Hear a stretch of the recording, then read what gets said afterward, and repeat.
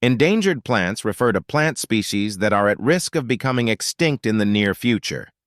This status is typically determined based on a combination of factors, including a significant decline in their population size and distribution, as well as the threats they face from human activities, habitat loss, climate change, and other environmental factors.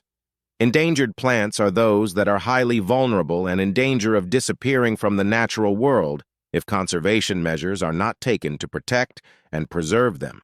Conservation efforts are crucial to prevent the loss of these plant species and to maintain biodiversity in ecosystems.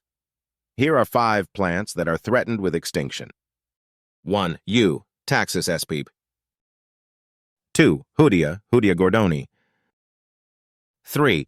American ginseng, Panax quinquefolius. 4. Wild yam, Dioscorea vidosa.